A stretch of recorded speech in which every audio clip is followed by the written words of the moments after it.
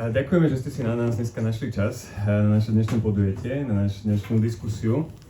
V prvom rade by som chcel privítať našich vážených hostí, pani bývalú premiérku, pani bývalú ministerkyňu sociálnych vecí, rodiny a práce a v prvom neposlednom rade váženú pani akademičku, pani Ivetu Radičovú.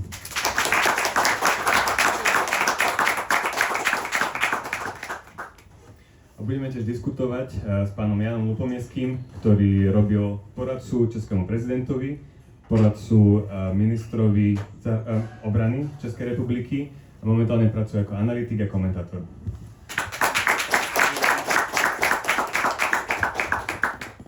Ďakujeme tiež Pražskej kaviarni za to, že nám pomohla zorganizovať takéto parádne podujatie a ďakujeme tiež kaviarni Nič za to, že sme sa tu mohli stretnúť. Tak na rozohratie by som sa chcel spýtať možno takú polopersonálnu otázku, že aké máte možno také prvé alebo najlepšie spomienky k Poľsku, aký máte vzťah k Poľsku? Začne. Neviem. Skúste. Robte dačo. Zoberte si moje zatiaľ. Poradca. Halo. No, ale bohužel netechnický. To teraz? Halo. Výborné. Je na ňo spoľah. Toto vraciam, lebo nemusím mať radši, ale môžem. Poradíme sa. Jednoduchá otázka. Ja som tu doma, pretože moja maminka je Poľka. Teda bola. Už žiaľ nie je medzi nami. Celý život mala poľské občianstvo. Žiaľ, opustila nás už veľmi dávno, v roku 2000, ale časť mojej rodiny naďalej v Poľsku žije, takže sem tam zablúdim do týchto končín, keď mi to čas dovolí. Inými slovami, v skratke, polka mojej krvi je poľská, poľská krv, úplná klasika. A k tomu ešte možno pridám a dodám, že veľmi časté návštevy do Poľska a to, čo je úplne osobný príbeh, ešte aj keď som sa vydávala, tak látku na svadobné šaty som si bola kúpiť tu v Krakove, ktoré som mala dlho odložené doma, pretože na Slovensku som nič vhodné nenašla. Takže veľa spomienok, veľa väzieb. Děkuji vám. Já mám taky krásné vzpomínky nejenom na Polsko, v kterém žiju. Já žiju ve Varšavě, takže ty vzpomínky se rodí každý den, ale především také tady na Krakov, kde jsem také měl možnost 1 rok bydlet. Bydlel jsem ve Vratislavi, ve Varšavě, 1 rok v Krakově a řekl bych klíčový pro mě 1 rok, protože jsem tady v Krakově, nedaleko v kavárně Havelka, poznal moji současnou manželku. Polku, takže Krakov vždycky zůstane někde na té naší mapě a jestli paní premiérka říká, že se tady cítí doma, tak se asi tady všichni cítíme doma, protože když se koukneme na to Polsko, které je velice různorodé, na rozdíl od České republiky, od Slovenska, tak asi nejvíc tady v Krakově cítíme, že to je prostředí, které známe. A když jsem se přestěhoval do Polska, tak mi jeden Polák řekl, když jsem se stěhoval tedy do Varšavy, že Varšava je nejzápadnější východní město. Teďka to neberte politicky, ale spíš architekturou, myšlením, velké bulváry, široké ulice, divoký břeh Visly a to je opravdu něco jiného, než co my známe z Čech a ze Slovenska. Zatímco když jsme tady v Krakově, v Galícii víceméně, tak asi už když vidíme ty kaštany, tak cítíme, že jsme v tom našem kulturním prostředí, které známe, takže se tady určitě tak můžeme asi i cítit a taky se tady cítím doma. Ešte, aby som nezabudol z nejakých organizačných vecí, tak budeme diskutovať viac menej hodinu. Potom bude priestor na otázky z publika, takže ak vás niečo napadne, tak si to držte v pamäti. Potom budeme mať malú prestávku a po nej budeme mať také malé workshopy, ale netreba sa toho báť, bude to sranda a myslím si, že bude to fajn spraviť niečo takéto aktívne. Ale teda, aby som sa vrátil naspäť k debate. My sme sa tu teda stretli ako dve diaspory Slovákov, jedna, ktorá býva v Česku, jedna, ktorá býva tu v Poľsku. A diaspory teda určite patria k fungovaniu, alebo teda k časti štátu. Slovensko je to podľa mňa skvelým príkladom, lebo slovenská diaspora hrala veľmi kľúčovú úlohu vo vytvorení Československa. A veľmi sa mi páčil jeden výrok jedného slovenského historika, ktorý povedal, že Slovensko je jedna z mála krajín, ktorá písala svoju históriu na 3 miestach, teda na území dnešného Slovenska, na Dolnom Uhorsku a v Amerike. A hlavne tí americkí Slováci teda boli najdôležitejší, alebo teda jedni z tých najdôležitejších. A teda vieme s určitosťou povedať, že tá historická slovenská diaspora bola veľmi dôležitá, ak nie aj kľúčová v budovaní demokracie, teda v 20. storočí. A moja otázka na vás je, akú úlohu zohráva diaspora v dnešnom modernom svete?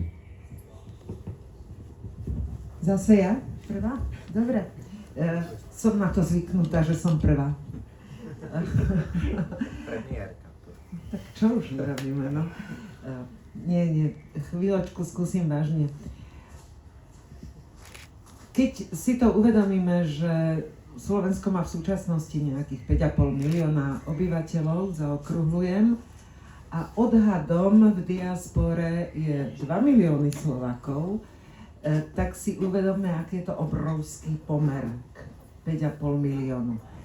Ak by sme predpokladali, že významná časť z tohto počtu má svoj naďalej vzťah k domovine, tak sa to prejavuje, a môžeme ten predpoklad podpísať, tak sa to prejavuje okrem toho, že sú pevné naďalej väzby a podporné mechanizmy, dokonca aj takým číslom, ako je ročne 2 miliardy eur, ktoré plynú z diaspory na podporu Slovenska domov.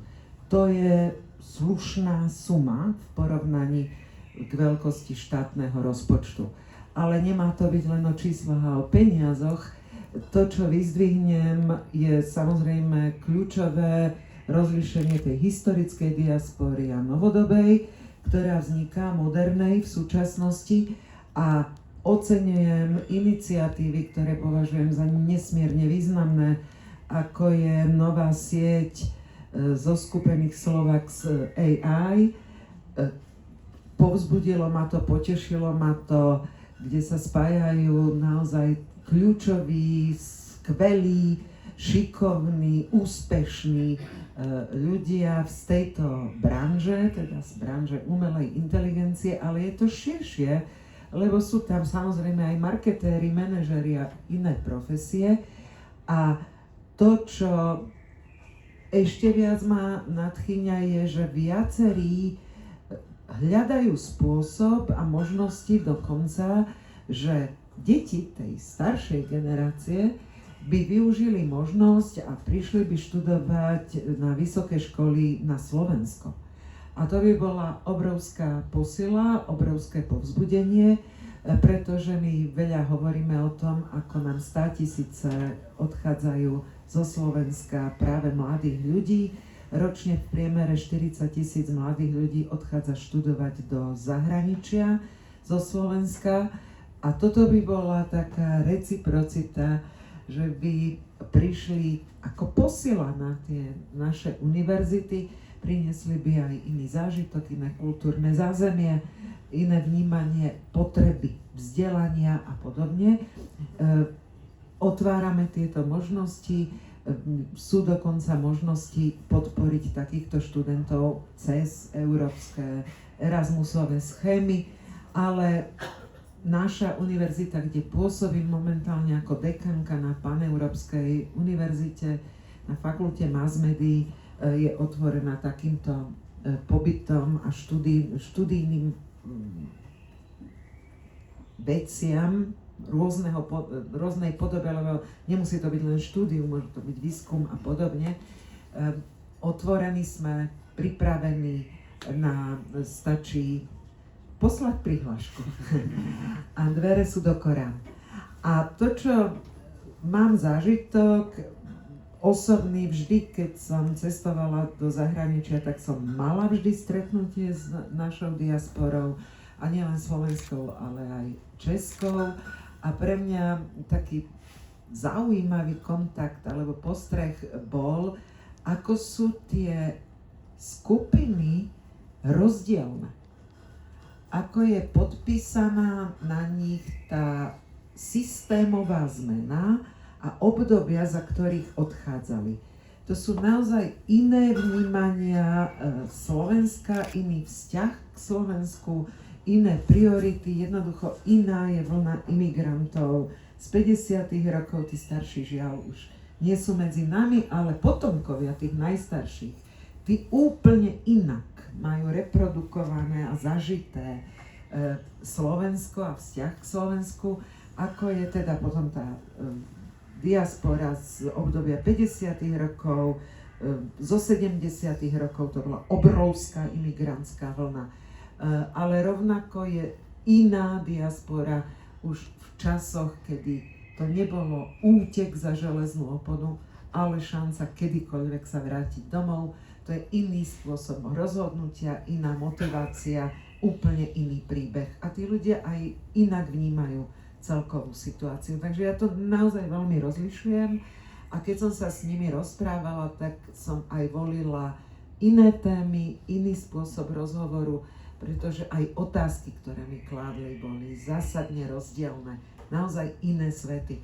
Ja preto, tak ako je rozmanité Slovensko, veď máme 14 rozdielnych národností, máme vyše 12 rôznych uznaných cirkví na Slovensku. My sme nesmierne multikulturálna societa, na to, ako sme mali, tak sme takto rozdrobení a rozdielni. Tak rozdielny a rôznorodé sú tieto enklavy a diaspory v zahraničí a je to naozaj viditeľné. Nehovoriac o tom, že ešte niektoré, napríklad v Spojených štátoch je to aj koncentrované niekedy okolo cirkví a podobne a to už je úplne iný duch a smerovanie. Ja by som len rada zdôraznila, že ani zďaleka to už nie je o pestovaní kultúry len a len cez folklór. Pričom, pozor, ja som tancovala v Lučnici, takže ja mám úzky srdcový vzťah k folklóru, aby ste si to neinterpretovali nesprávne.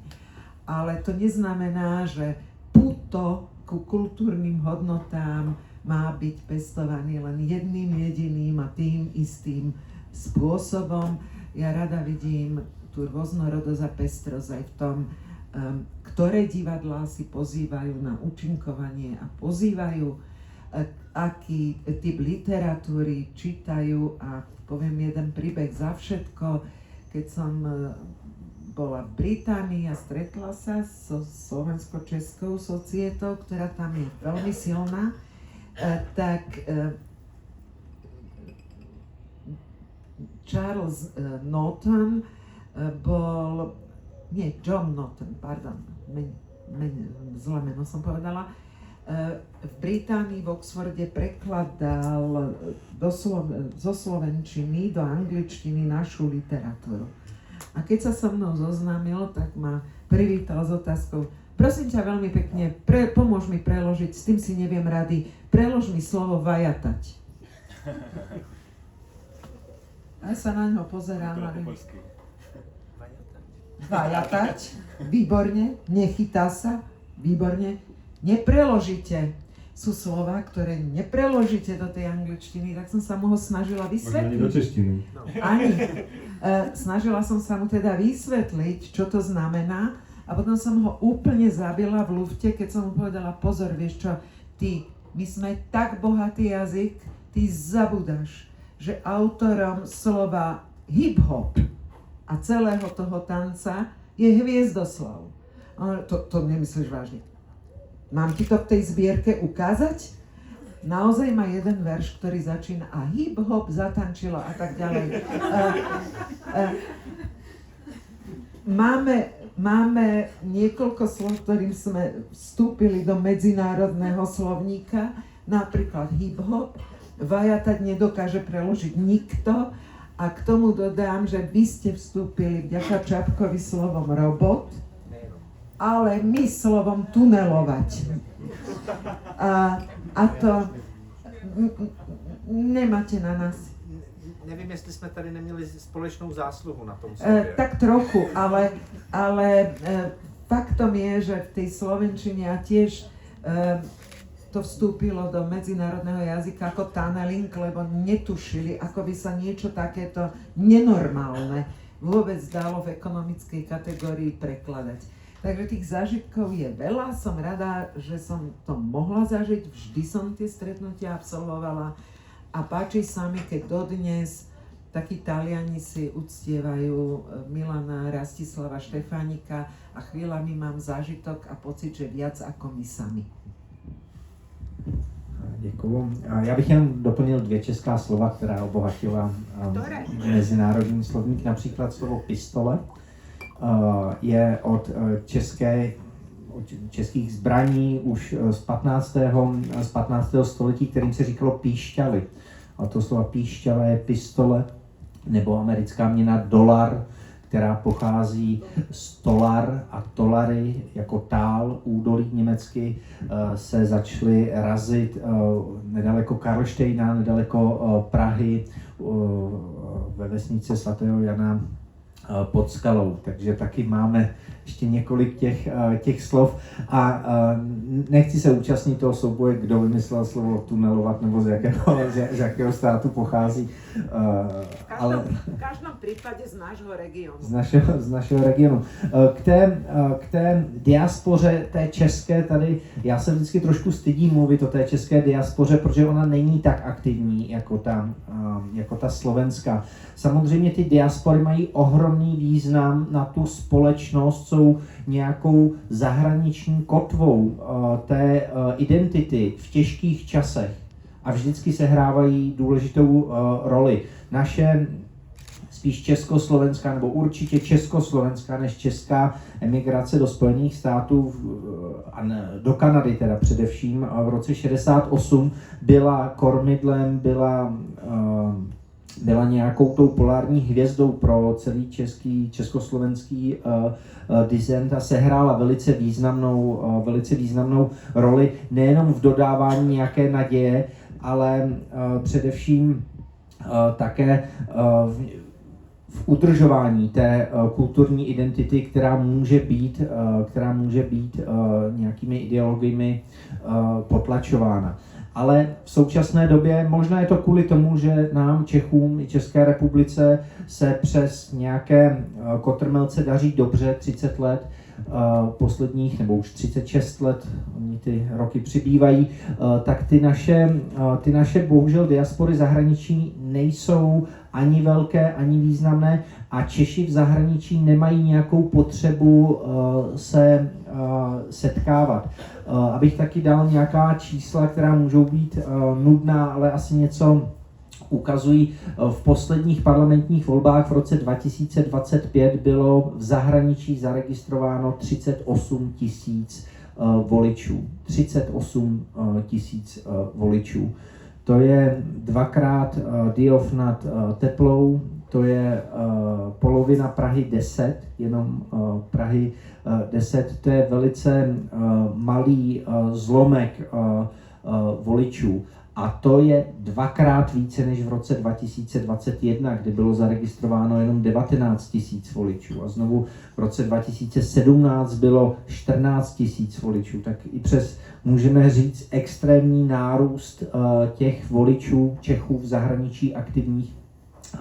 Je to celou dobu velice malý zlomek a taky bohužel čeští politici právě v tom nevidí potenciál. Oni před volbami nejezdí za tou diasporou, nezajímá je jejich názor, protože nemají potom ten politický vliv. Já jsem měl šanci to vidět jak ve Spojených státech, protože moje manželka je polskou diplomatkou, byla vedoucí polské kulturní mise ve Spojených státech, tak ona tam velice úzce spolupracovala s tou americkou, s tou Polónií, tak, s tou polskou diasporou. A předtím byla také na polské ambasádě v Londýně a jenom v jejím volebním obvodě v Londýně, v jednom volebním obvodě, tam jich je několik v Londýně a několik ve Spojeném království, tak jenom v jejím volebním obvodě bylo zaregistrováno více voličů než všech Čechů v zahraničí.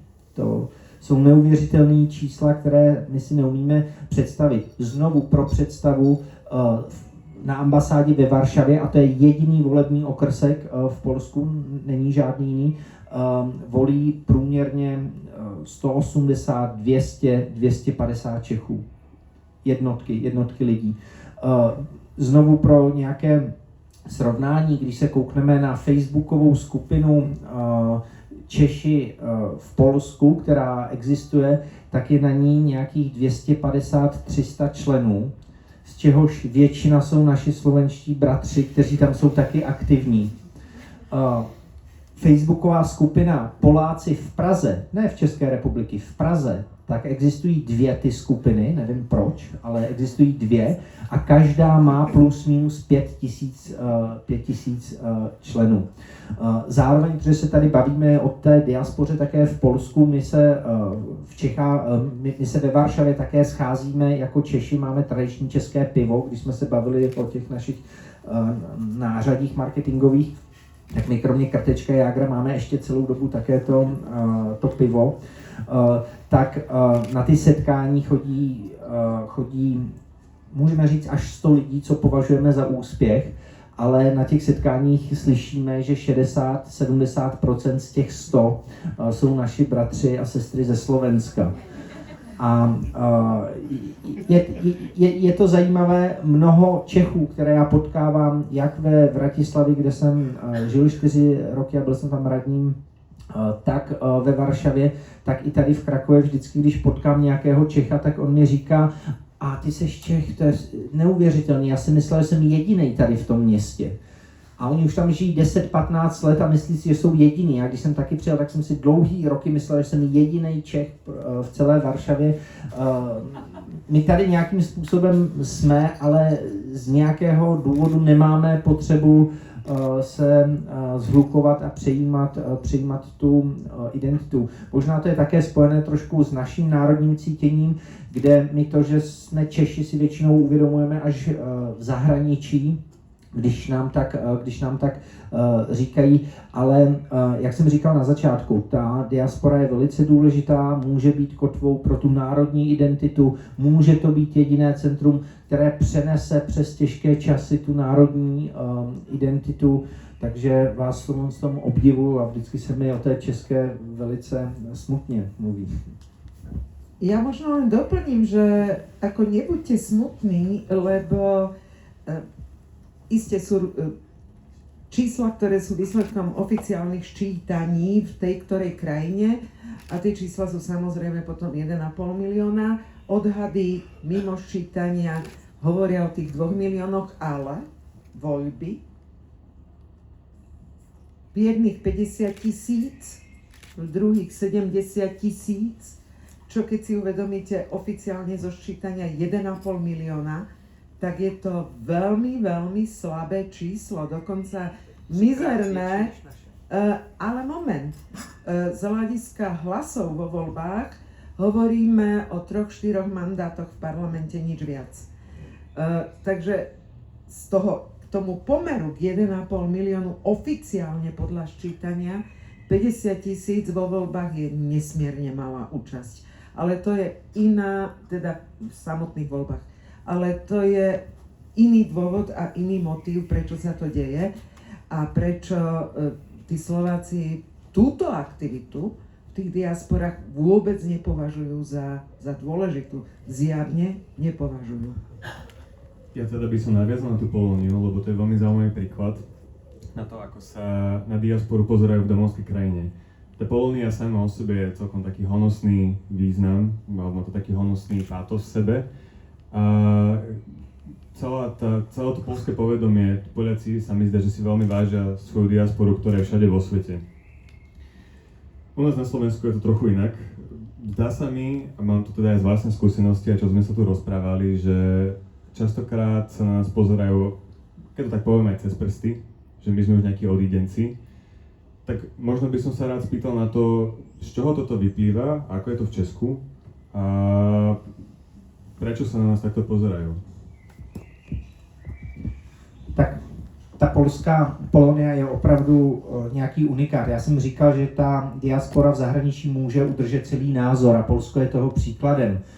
Polsko mezi roky 1798 a 1918 neexistovalo. 123 nebylo na mapě. A když mluvím o Polsku v Čechách a ptám se, kteří Poláci z historie, ne ze současné doby, ale z historie Češi znají, tak většinou říkají Sienkiewicz, Mickiewicz, Marie Sklodowská, Curie, Frédéric Chopin. A já jim říkám, všechny ty 4, které jste teďka vyjmenovali, ty 4, žili i tvořili v době, kdy Polsko nebylo na mapě světa. To je extrémní rozdíl vůči Čechám. Potom vždycky, když opisují Čechy, tak opisují, že my máme na všech hranicích ty hory a díky tomu máme taky v Čechách nejlepší předpověď počasí, protože my víme, když přichází mraky z nějakého směru, odkud přijdou, že se zastaví na těch horách a když už se dostanou přes ty hory, tak u nás prostě ty mraky zůstanou, protože kromě jihovýchodní Moravy, kde můžou utéct dál do Rakouska, nemají kde opustit. A k nám ich pošlete. A občas také k vám, i když tam jsou také hory, že jo, samozřejmě. Áno, tam cez tú Ano, Moravu, tam ale to prejde, no. Proč o tom mluvím? Protože my Češi, my víme, kde jsou Čechy. Čechy vždycky budou uprostřed těch hor, to je geografická mentalita. My víme, že dokud někdo nepřenese ty hory, tak i když nás někdo bude okupovat, i když náma někdo bude vládnout, to Češi budou vždycky tam, kde jsou. Na druhou stranu tady v Polsku nemáte žádný geografický bariéry. Polsko se posouvalo na západ a na východ, znovu nějaká ta paralela s tím počasím, tady nad Baltikem vznikne mrak a teďka letí a vy nevíte, jestli poletí na západ, na východ, na jih, nejsou tady žádné geografické omezení a proto odpověď, kde jsou Čechy, tak Čechy jsou mezi těmi horami. Když se kouknete na 1200 let vývoje Čech, tak Čechy byly až na jih, až k moři za Přemysla Otakara II. V 13. století, byly na sever Lužice až téměř k Berlínu, jako Československo považujeme samozřejmě i Podkarpatskou Rus někde, ale vždycky to centrum Čech bylo mezi těma horama. Zatímco pro Polsko ta odpověď, kde je Polsko, tak Polsko je v srdcích Poláků. A to, že v srdcích Poláků je jedno, jestli je tady ve Varšavě, v Łodzi, ve Štětíně, ve Lvově, ve Vilně, nebo jestli je v druhém největším polském městě v Chicagu. I když teď jsem slyšel, že už snad druhým největším polským městem je New York a třetím je Chicago po Varšavě. Je to možné. No, sa mi vybavil film Pán Volodielský a celá tá história, takže ono, samozrejme môžeme hovoriť o štátnosti tam, kde štáty existovali, ale veď prvé zjednotenia nastali až po roku 1800, veľké zjednotenia štátov, takže skôr išlo lokálne kniežatstva a podobne, takže tá identita veľmi pevná existovala, dokonca keď si uvedomíme tú históriu, to len ako dôvetok hovorím, tak Volodielsky celý čas bojoval za územia, ktoré potom stratilo Poľsko, lebo sa vo vojne rozhodlo, že sa celé posunie inam, že?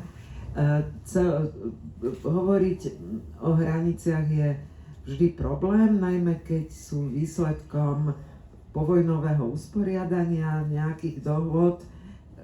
Jestli můžu malou poznámku. Omlouvám se jenom za malou poznámku, jenom doplnění, abych už se k tomu později nevracel. Právě v Čechách je to unikum, které není nikde jinde na světě. Například naše západní hranice mezi Krušnými horami a Saskem, jednou z nejstarších hranic v Evropě, která už má 1100 let. Ta hranice existuje 1100 let a je to jedna z nejstarších hranic vůbec v Evropě a to dělají právě ty hory. Omlouvám se, že jsem vás přerušil.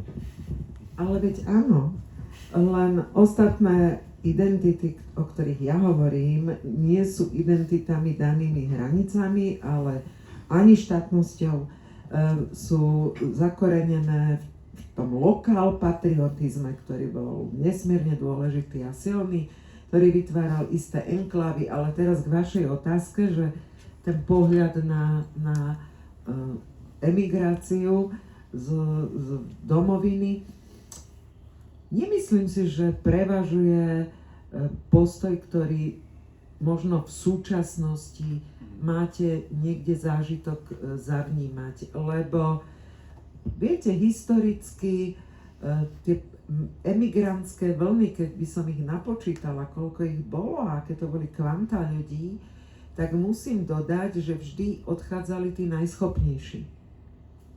Vždy. Ďakujem.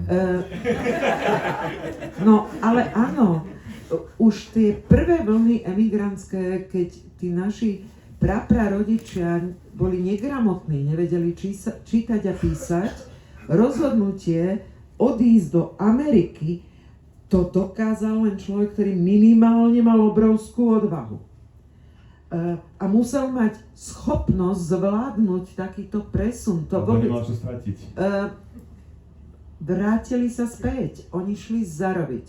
Išli zarobiť preto, lebo za istý čas práce, ťažkej práce v baniach v Amerike, zarobili to, čo by doma nezarobili za celý život. A vracali sa s tými peniažkami a vďaka tomu sa postavili nejaké tie chalupy na Slovensku a vedeli sa postarať o rodiny. To odlúčenie bolo ťažké a bolo bolestivé, teda bol hlboký vzťah k domovu. Lebo ten dôvod bol ekonomický a bol s víziou, že idem von preto, aby som zabezpečil vlastnú rodinu a teda z dôvodu, že sa chcem vrátiť. Preto tá identita, preto tá sila vzťahu k Slovensku. A každá ďalšia vlna, či už bola politická, alebo neskôr ekonomická, tak vždy tie odchody až do roku 89 môžem kvalifikovať ako nedobrovoľné. Nedobrovoľné. Či už z ekonomických dôvodov, alebo z politických dôvodov. Vo väčšine prípadov boli nedobrovoľné. Či už z dôvodu záchrany vlastného majetku, alebo z dôvodu záchrany vlastného života, alebo z dôvodu zabezpečenia živobytia. Viete, tie príbehy, keď sa ľudia snažili dostať z našej krásnej, stále viac sa rozvíjajúcej komunistickej krajiny, kde už sme včera zjedli to, čo sme mali mať na zajtra a kde sme nevedeli, čo od radosti a spievali sme a boli sme nadšení skvelou socialistickou budúcnosťou, toľko úmrtí na útekoch cez hranice. Pozrite sa na ten nekonečný dlhý zoznam. Toľko ako ťažkých zážitkov pri prežívaní najprv v záchytných táboroch, až potom rozmiestnení kade-tade po svete. Veď to chcelo veľký kus odvahy, ťažké rozhodnutie. To nebolo lusknutím prsta, to nebolo, že teraz si vyberám, na ktorú univerzitu idem študovať a preberám si, kde mi bude lepšie. To je úplne iný typ odchodu. A ja by som bola rada, keby sme to rozlišovali. Je toto fromovské, či idem alebo utek od slobody, alebo či rozlišujem pozitívnu a negatívnu slobodu a chcem to zdôrazniť, lebo je to zásadné. A ešte jeden moment považujem za nesmierne dôležitý a týka sa identity. Jasné, keď prvá demokratická ústava bola na našom území prijatá v tom roku páne 1918 a bola jedna z prvých demokratických ústav, vôbec v Európe, tak to padlo nám do náručia, vy ste na to boli v Čechách viac pripravení, lebo ste boli súčasťou rakúskej časti monarchie, ktorá ústavnosť poznala. Ale Slovensko nepoznalo ako časť Uhorska ani ústavu, ani ústavnosť. Takže pre nás to bolo ako totálna zmena, hlboká, radikálna zmena. A perličku vytiahne, lebo už tá prvá demokratická ústava mala svoj šarm. Ak si raz nájdete chvíľku času, vážne si ju prečítajte. Pretože napríklad pre ženy, najprv dodám, že sme mali prvé v Európe volebné právo. Dobre, druhý. Ale jedný z prvých sme mali volebné právo, ale to, čo je podstatné, že v tej ústave bolo napísané, na to, ako čítajte ju, žena mohla byť učiteľka, ale musela dodržiavať celibát. Nesmela mať rodinu. Jednoducho tá tradícia, ktorá tu bola zakorenená, zakotvená hlboko, že tá žena nemôže zvládnuť aj prácu, aj rodinu naraz, že to je vylúčené, že buď jedno alebo druhé, tak ešte bola zakotvená aj v tej ústave. A po veľkom boji a nátlakoch sa potom po 3 rokoch novelizovala. No, dostali sme dámy veľké privilegium, že dobre, nech sa teda vydá, ale so súhlasom župana. Čiže župan bol ten, ktorý rozhodoval, či je tá žena spôsobila zvládnuť aj starostlivosť o rodinu, ale spomínam to preto, že nám v 21. storočí, čo inak to nie je príbeh tak dávno. Ja by som možno rýchlo dodal, že župan, neviem, či to tak je po česky, že to je taký regionálny, alebo... Hejtman, áno, že taký regionálny úradník. Hejtman, áno. A ten to rozhodoval, ten posudzoval, chcela by som byť na tom pohovore, že čo by sa ma tak pýtal ten chlap, že nevadí. Museli to byť veľké zážitky. Ale v každom prípade ten vývoj, keď si to uvedomíme, bol ešte aj počas tej tzv. Prvej demokratickej republiky. Tá demokracia bola fakt v plienkach, fakt kostrbatá, nie plnohodnotná ani zďaleka. A porovnávať potom aj tie následné migračné vlny počas fašizmu. V 50. rokoch zo Slovenska zvlášť, lebo my sme fakt v 48. tých komunistov nezvolili. To ako bratia Česi nám vykonali túto voľbu. U nás vyhrala demokratická strana, no. To by bolo na samostatnú diskusiu, myslím si. Ale to v tom 20. století, v tom 21. století vy nám taky posíláte premiéry. Nie, moment. A kto si ho zvolil? My? Ako veď ste mali na výber. Ale u nás nemal šancu, tak šiel k vám, no a vy ste si ho zvolili. Náš najväčší export sú populistickí politici. Áno, my máme na vývoz. Ešte jedného vyvezieme. Rozmýšľam len do ktorej krajiny. Ale chcela som len zdôrazniť, že nezamieňajme tie enklavy, ktoré vznikali, tie migračné vlny, aj postoj k migrantom, lebo zásadný rozdiel je, v akom období, z akých dôvodov a možno ten hlavný rez je nedobrovoľné, dobrovoľné rozhodnutie a to je spojené aj s možnosťou návratu. To je nesmierne vážna vec. My sme krátko spomenuli o tom, ako fungujú voľby pre diaspory a toto je téma, ktorá momentálne veľmi hýbe Slovenskom, nakoľko sa momentálne hlasuje a rokuje o zrušení voľby poštou. Čo sa nás teda veľmi bytostne týka ako diasporu, ako zahraničných Slovákov.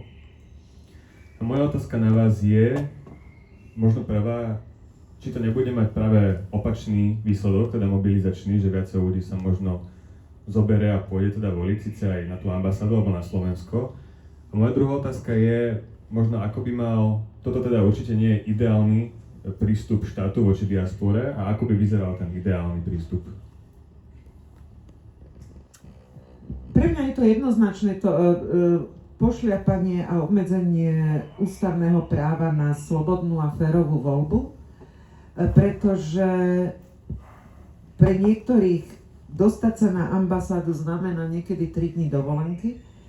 Jednoducho to nie je, že máte volebnú sieň divne pod nosom a na niekoľkých miestach. Jednoducho nebudú mať rovnaké podmienky pre voľbu, čo je základné ústavné právo vytvoriť rovnaké podmienky. Druhá vec je tá, že sa pýtam, kto bude kreovať tie volebné komisie na tých ambasádach, pretože tá komisia má mať paritné, rovnomerné zastúpenie z rôznych politických strán, aby sa navzájom kontrolovali a podobne. Toto bude mať v rukách minister zahraničných vecí.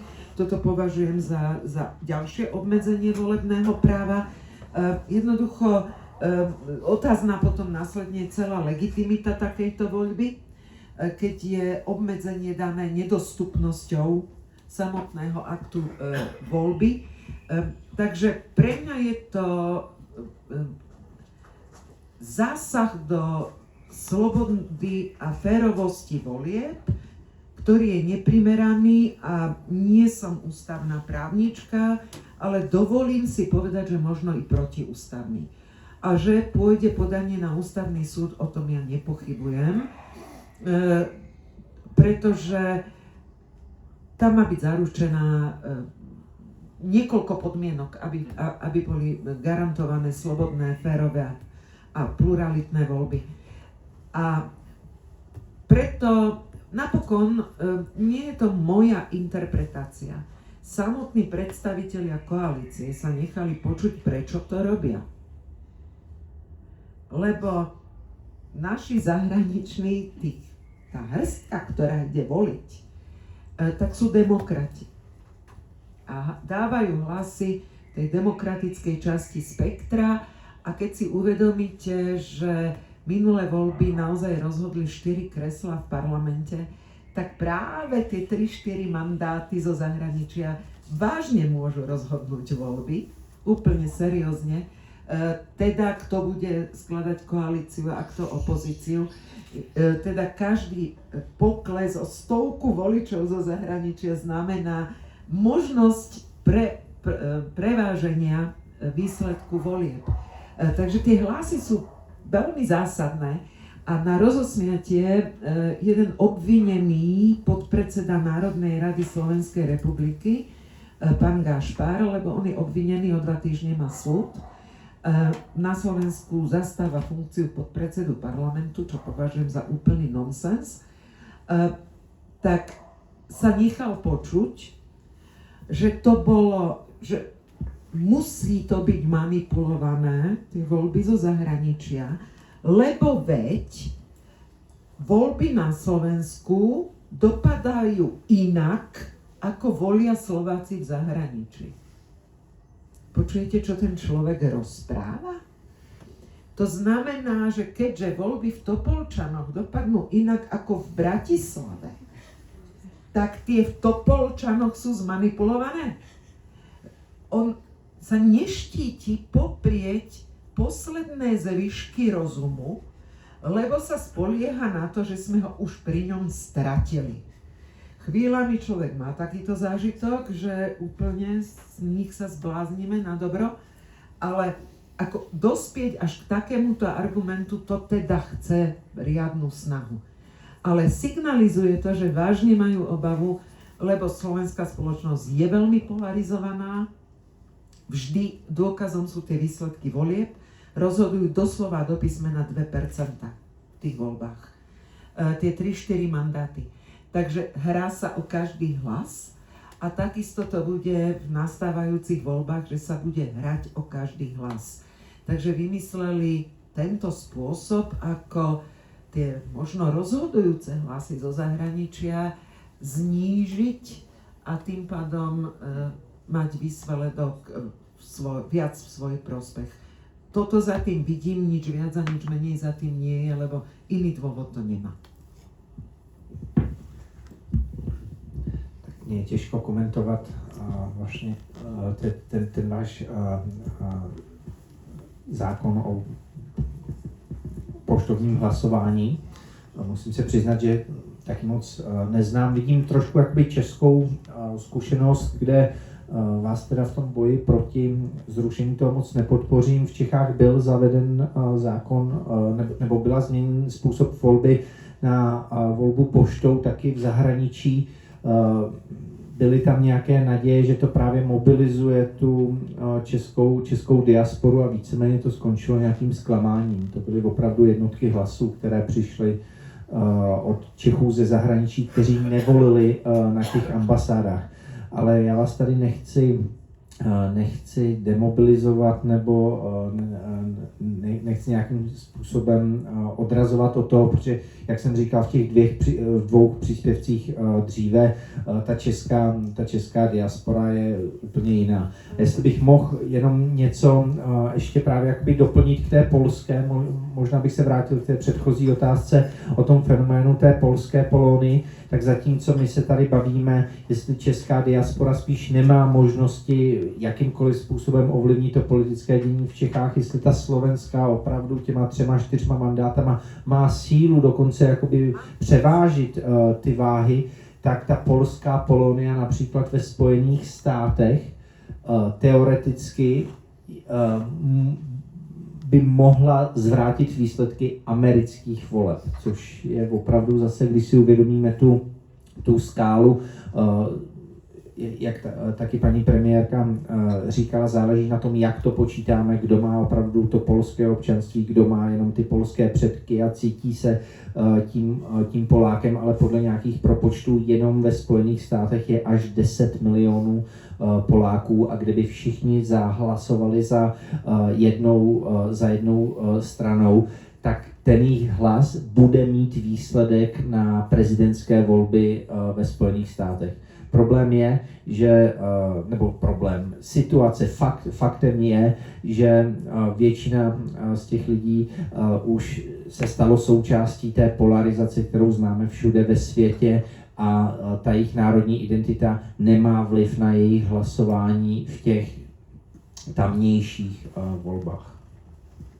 Ja už sa budem pýtať moju poslednú otázku, aj keď sa to nezdá, tak už budeme diskutovať za chvíľku hodinu. Ja by som sa chcel spýtať na protesty. Protesty sú teda významnou súčasťou našej komunity, keďže boli to protesty, ktoré začali a nás všetkých spojili. Boli to protesty, keď sme sa začali stýkať a potom sa to takto prenieslo do takýchto debát. A moja otázka je, teda protestovali sme skoro celý rok. Začalo sa to tým, keď Fico odišiel do Moskvy, chytil sa tam teda aj teraz po ruku. A protestovalo sa na Slovensku, protestovalo sa v zahraničí za rôzne iniciatívy, za rôzne inštitúcie, ale javí sa z toho taký dojem, že sa veľa nezmenilo. Moja otázka možno na vás, či máte nejaké skúsenosti alebo nejaké spomienky z vášho pôsobenia vlády, kedy ste mali pocit, že nejaká určitá forma politickej a verejnej angažovanosti funguje lepšie. Či sú to možno petície, protesty, nejaké kultúrne výzvy a tak ďalej. Čo podľa vás funguje najlepšie a z čoho by sme sa možno my ako diaspora mohli teda inšpirovať a do čoho by sme sa mohli zapojiť a aké iniciatívy spustiť? Teraz protestujú v Čechách na záchranu verejnoprávneho vysielania. Vždy je nutné sa ozvať. Pretože ja zopakujem tú starú známú vetu, že zlo zvíťazí len vtedy, keď dobro mlčí. Takže treba sa ozvať, to je prvý predpoklad toho, aby minimálne niektoré procesy sa spomalili alebo dokonca sa zvrátili. Tých skúseností je veľa, pretože to obdobie od roku 89, ja keby som mala vymenovať všetky protesty, tak tu budeme do zajtra. Boli nutné. Jednoducho v medzivolebnom období nemáte iný nástroj spätnej väzby na moc, ako petície, prípadne organizáciu referenda, prípadne protesty, samozrejme verejné pripomienkovanie zákonov. Ja som známy písateľ verejného pripomienkovania zákonov, ja to robím permanentne. Dá to prácu, ale má to zmysel, pretože keď dám zásadné pripomienky, tak mnohé sú úspešné, že musia to zmeniť, musia to modifikovať a podobne. Ale Čiže chcem tým naznačiť, že záleží od toho, o akú tému a aký problém ide. Lebo podľa toho volím protest, že ak chcem vyvetrať miestnosť, tak na to nebudem používať kladivo na rozbitie okna, ale otvorím okno a vyvetrám. Ale ak chcem razantne naznačiť, že toto je cez čiaru a dosť, tak idem do ulic a volím ostrý protest. Takže treba hľadať v celom tom spektre tých foriem tu, ktorá je adekvátna danej situácii a danému problému, aby to malo svoj efekt. Nie je možné pri každom probléme chcieť, aby ľudia išli do ulic. To po nich nikto nemôže chcieť, ale môžeme chcieť, aby profesné skupiny pri zmenách, ktoré sa ich bytostne dotýkajú, sa mobilizovali a fungovali. Príklad za všetko, keď sa masakruje kultúra, tak umelci celej oblasti kultúry volia svoje formy protestu. Či už čítanie textu po skončení predstavenia, alebo odmietnutie hrať v niektorých predstaveniach, alebo odmietnutie ísť účinkovať do verejnoprávnej televízie, lebo robí kroky, aké robí, alebo odmietnutie ísť do relácie publicistickej a nechávať tam prázdnu stoličku, pretože nie je adekvátne, objektívne zastúpenie, rovnovážne a tak ďalej. Rôzne formy.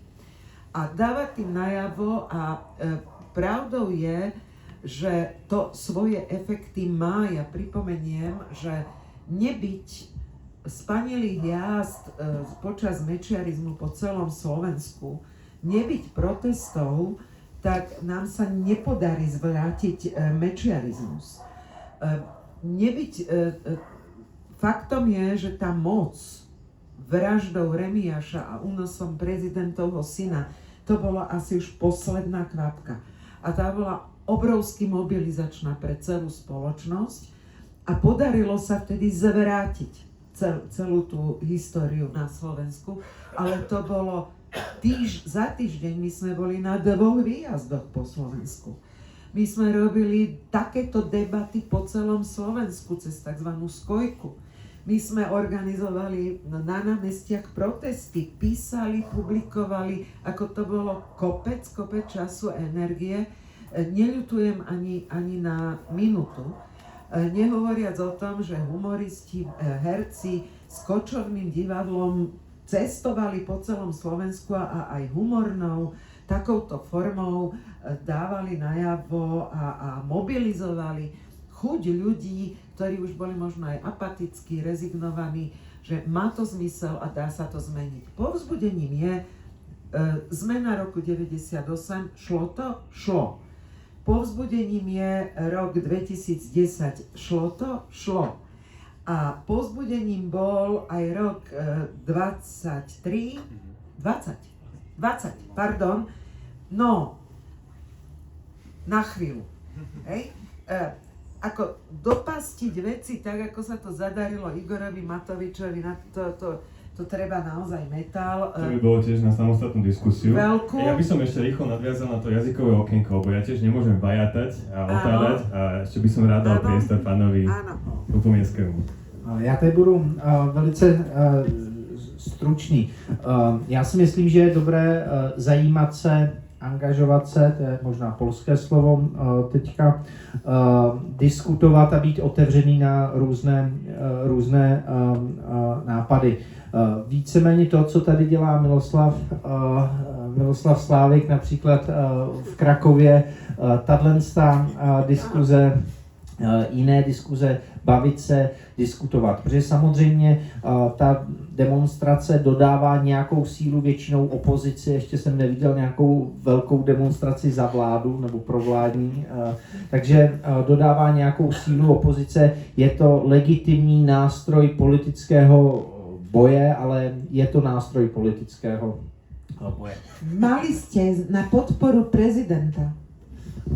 A právě proto říkám, že to je nástroj politického boje, protože jako Čech žijící v Polsku musím se smát těm paralelám, které se tady nabízejí, kde řekněme, že v Čechách máme liberálního, progresivního prezidenta a teďka spíše, můžeme říct, konzervativnější vládu na české podmínky a tady v Polsku je to přesně naopak, kde je spíš národní, konzervativnější prezidenta, liberální vláda a teďka vy tady vidíte paralelně ty dva světy, kde vám nejdřív, je v Čechách demonstrace, která říká, že prezident není jenom reprezentantem, ale je součástí ústavního systému a musí prostě také prosazovat českou politiku.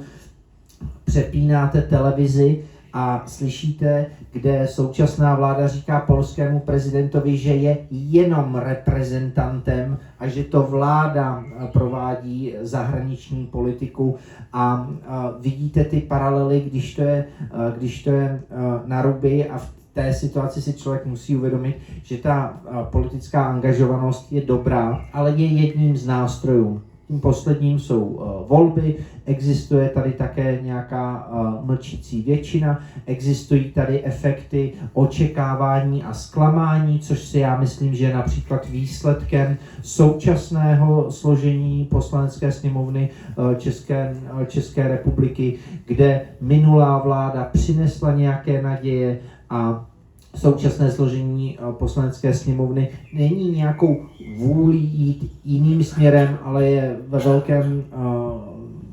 ve velkém celku výsledkem zklamání z té předchozí vlády. Takže těch nástrojů je hodně, ale občanská angažovanost, demonstrace jsou jedním z těch politických nástrojů. Druhým mě bližším jsou také diskuze, jak jsem říkal, tady organizované, ale zajímat se, diskutovat a být otevřený různým názorům, bavit se s druhým člověkem a nevidět jenom politického nepřátele, ale člověka, který může mít jiné politické zájmy.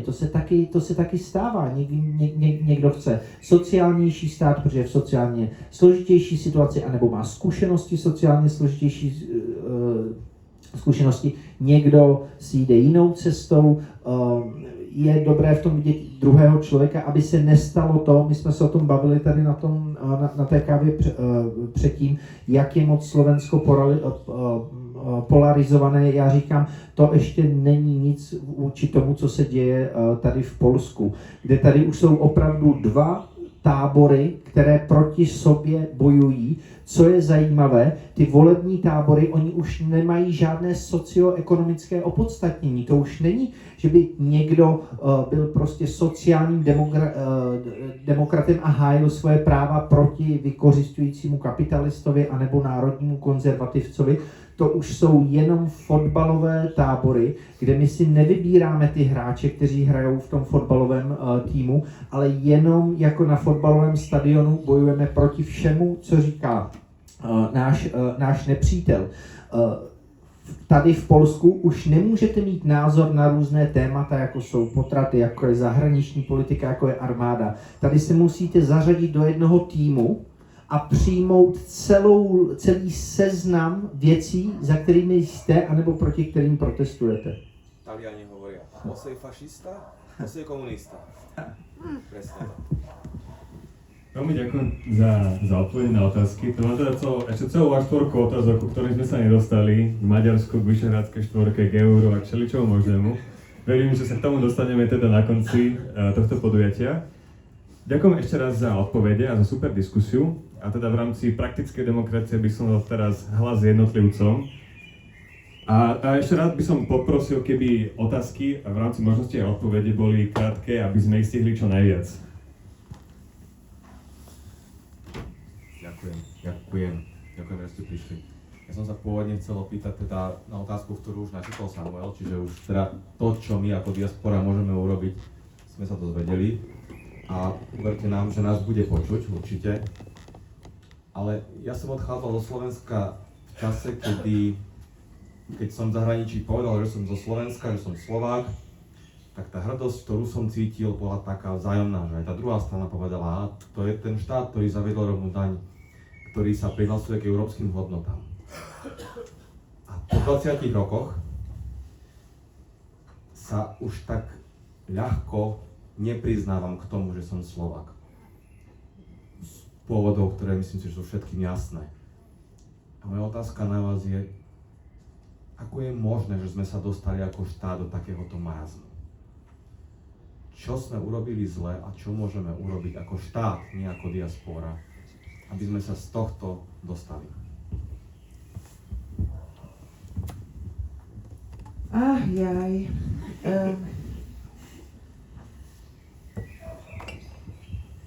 Áno, dokázali sme byť tiger Európy, boli sme sami na seba pyšní v tom čase. Tá nálada v spoločnosti bola diametrálne odlišná. Napriek tomu, že sme mali skrachovanú ekonomiku, skrachovaný bankový sektor, 20% nezamestnanosť, no šialené. Niečo o tom viem, lebo som ju vtedy riešila v druhej Dzurindovej vláde. A poslednú splátku za krach bank som platila ešte ja ako premiérka v roku 2011. V takom stave bolo Slovensko. Napriek tomu sme naň boli hrdí. A na všetko, čo sme dokázali urobiť za to obdobie. A bolo to v situácii, keď tá politická scéna nebola nijak rúžová. My sme strátili počas Dzurindovej vlády druhej väčšinu už po 2 rokoch vládnutia. Rozpadlo sa SDKU, rozpadlo sa ANO. Ja len pripomínam trošku tým, ktorí si pamätajú tie roky, strátili sme väčšinu v parlamente po 2 rokoch. Napriek tomu nejak sme dovládli a presadili reformy.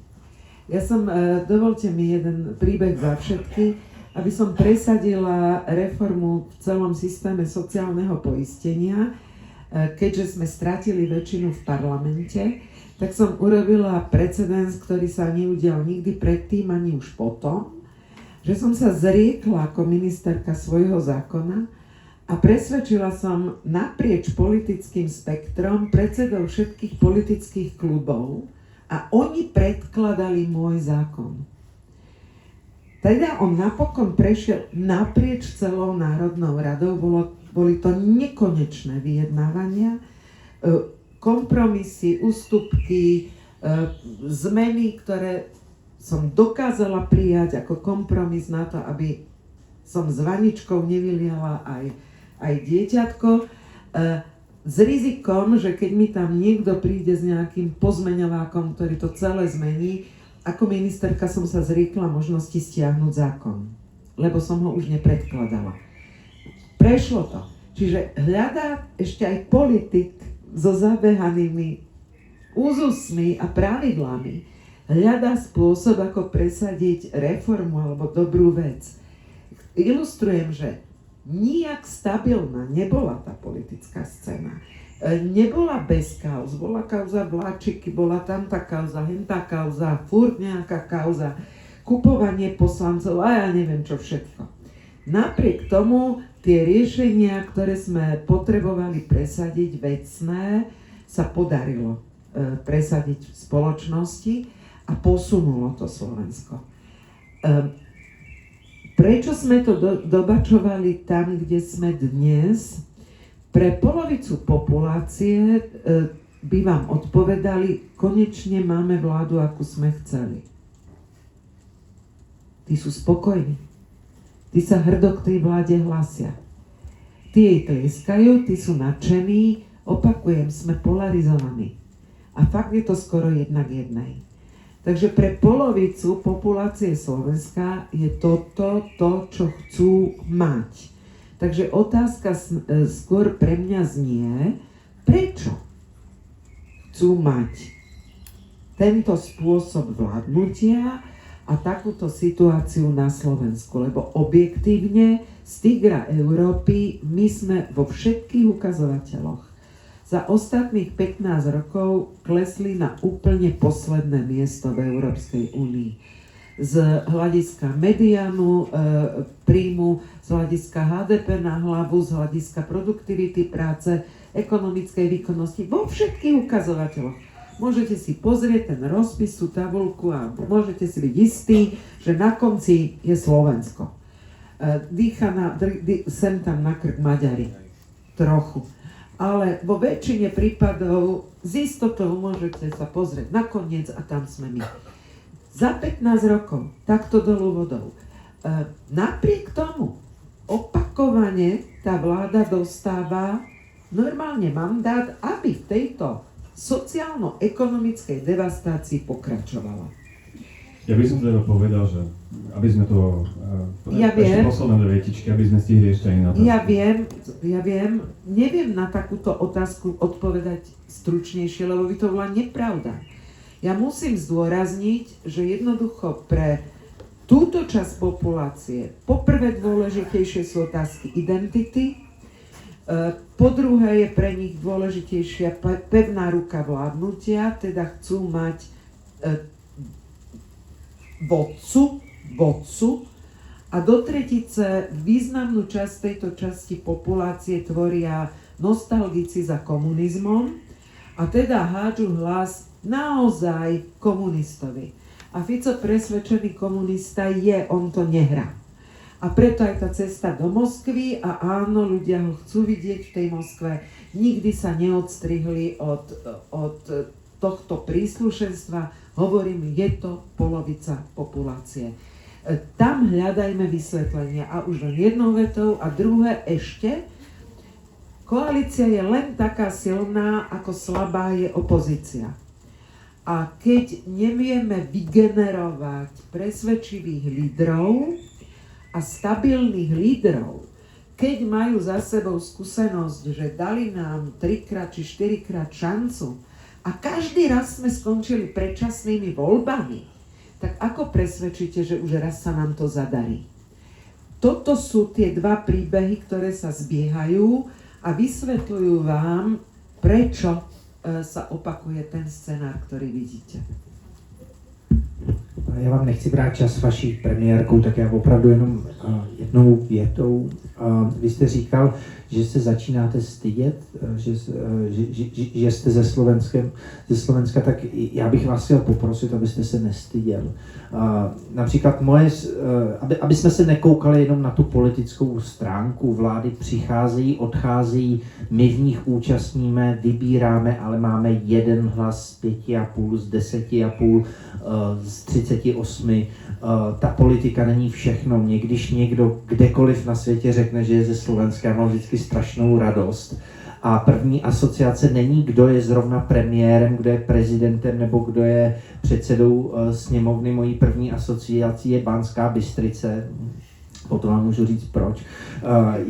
Jsou to Tatry, je to chata nad Zeleným jezerem, je to neuvěřitelný rozvoj Bratislavy a já se vám přiznám, já nevím, kdo je teďka primátorem Bratislavy, ale neuvěřitelný rozvoj toho a to, kdo zrovna na Slovensku vládne, si nespojuju se Slovenskem, s národní identitou, ani s nějakou vaší odpovědností za to.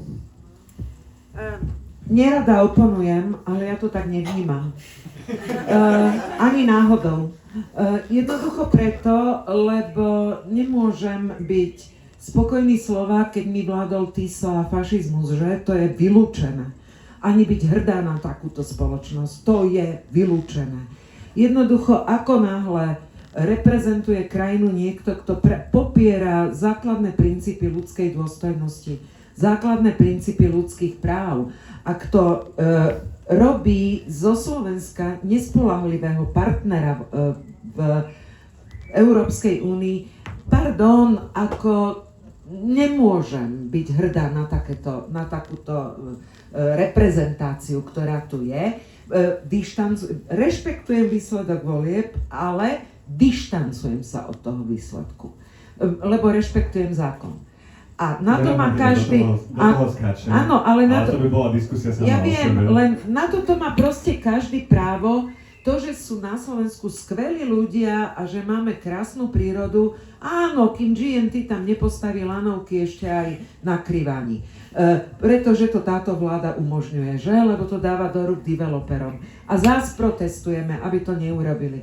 Takže ja viem, že je to zdvorilé, že je to od vás milé, to je všetko super, ale ja nebudem ani zdvorilá, ani milá, ani politicky korektná. Ja tvrdím, že to, kam doviedla táto vláda Slovensko, je jednoducho, my si to nezaslúžime a je to nehorázne a nebudem to obhajovať. Tak už máme tém, hádame. Už máme tém aj na celovíkendovú konferenciu. Takto sa možno spýtam, aby to bolo praktickejšie, že koľko máme ešte otázok z publika. Prihláste sa. Priznajte sa. Všetko sme zodpovedali, to je super!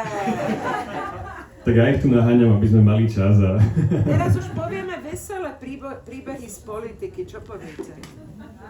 Aby sme neodchádzali s depresiou. Dobre, tak teda prosím.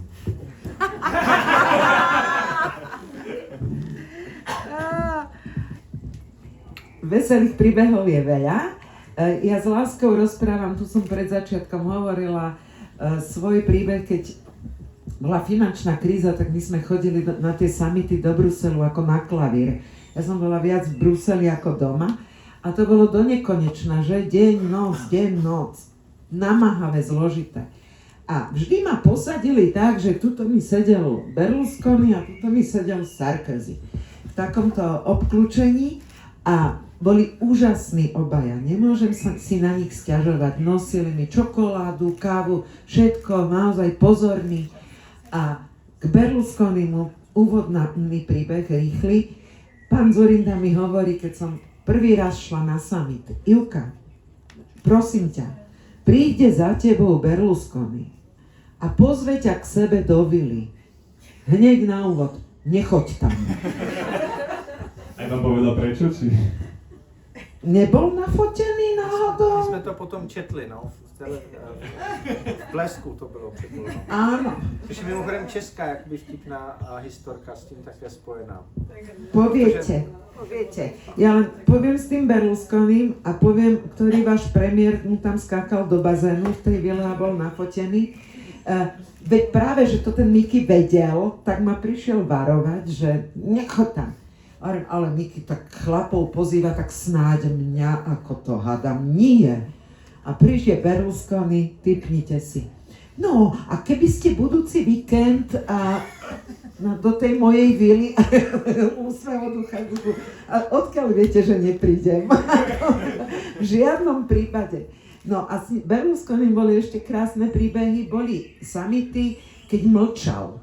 Úplne zarite mlčal. Nikto nevedel prečo, lebo to bolo neobvyklé. Ja som vedela, sedel vedľa mňa, takže mne povedal, to mi predvčerom o plastiku sánky, mňa to tak bolí. Potom prišiel plastika oči, mňa to furt bolí. On bol furt po nejakej plastike a jeho to bolelo, tak bol ticho na tých summitoch. A druhý rýchly príbeh Sarkozy, ten bol roztomilý, on sa tak čerstvo vtedy oženil s tou modelkou, spevačkou, meno som zabudla, krásna baba.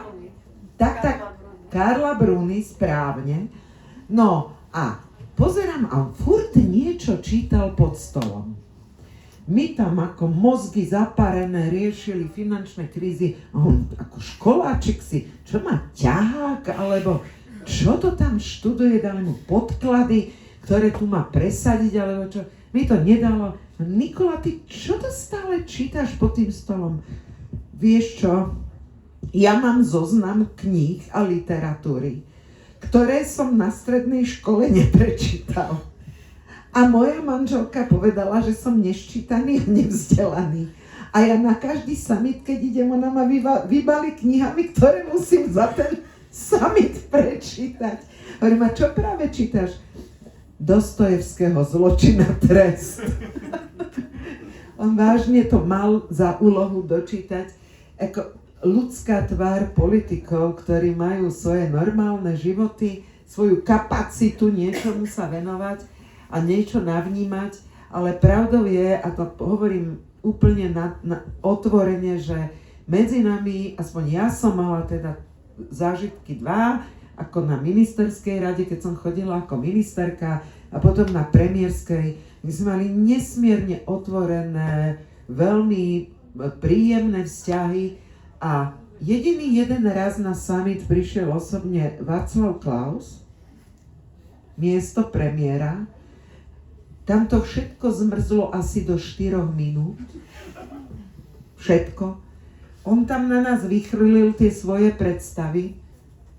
My sme si ho vypočuli, nechali tak. Angela ho pozvala na večeru, aby nás už netrápil. A vedela, kedy sa má zdvihnúť a kedy má riešiť problém spôsobom diplomatickým a neurážlivým. Takže boli tam rôzne zážitky, príjemné. Pani prezidentka Litvy, keďže nám tam varili, ako varili, to bolo nejedivé. Ja som v živote nebola toľko hladná ako v Bruseli. Čestné slovo. Vyzeralo to, poznáte tých šéfkuchárov, že strašne veľa farebných vlnoviek, okolo ničoho. V strede bola taká kôpka ničoho, čo na mňa pôsobilo, že sa to začne hýbať. Fakt. Ako bála som sa do toho zahryznúť a my sme to teda nejedli, my sme to tak požmolili a odsunuli. Fakt sme tam boli hladní. A litovská pani prezidentka začala nosiť normálne obedári, ako si jedlo, ale keďže my sme všetci boli hladní, tak ona chodila a v každom tom dielci pre každého mala kúsok normálneho jedla, aby nás nachovala, aby sme to nejak do toho rána vydržali. To boli rozkošné, milé okamihy, ktoré v tej únave ale znamenali, viete, že taký nádych a znovu sme sa vedeli venovať ako formuláciám, diskusiám a vážnym veciam, by to bolo na hrane, že fakt tá eurozóna skolabuje na druhý deň ráno. Boli to vážne okamihy, ale ľudské. Neviem, aké sú tam teraz vzťahy, ale v každom prípade som si všimla, že Donald Tusk Miloš žmúrka na Fica. To všetky televízie prebrali ako tento milý okamih, bolo to roztomilé s dôvedkom, že bude z neho taký väčší pragmatik vo vzťahu k Moskve, no podržtaška Orbánová sama bojovať nebude, ako to vás ubezpečujem. To som si istá. Takže trošku sa nám to zlepší v tom Bruseli a trošku si napravíme renome, aby som skončila pozitívnym konštatovaním. Já jsem přemýšlel, který opravdu vtipný zážitky vám můžu říct, a když jsem viděl tady před sebou tu kameru a tady fotoaparát, tak já vám to pak možná řeknu tam na tom podvůrku. Ty opravdu vtipný, jenom možná je úsměvný právě, jak jste zmínila, vilu, bohužel už zesnulého Berlusconiho premiéra, tak dokonce, když jsem přijel do Polska někdy před 10 lety, tak mi jeden můj kamarád říkal, že také v Polsku zaznamenali tu aféru a že si do dneška pamatuje ten název toho článku, který tady zněl Mirek a jeho Topolánek. To bylo před těma volbama, myslím, v roce 2006 a co je na tom, já si myslím, hezkého, českého a možná úsměvného je, že Mirek Topolánek spíš měl prohrát ty volby s Paroubkem, ODS padala, Jiří Paroubek byl na vzestupu, byl to opravdu ten buldozer a pak 2-3 měsíce před volbami byl ve vile u premiéra Berlusconiho a vyhrál ty volby. Takže... Ja som tam mala ísť.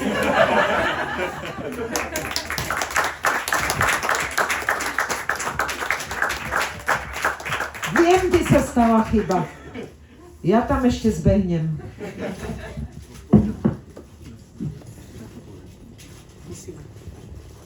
Ďakujem. Toľko k otázkam z publiku. Teda naša udalosť ešte nekončí. Končí sa táto vsúka s otázkami z publika. Dáme si teraz prestávku 50 minút a po nej prosím neodchádzajte.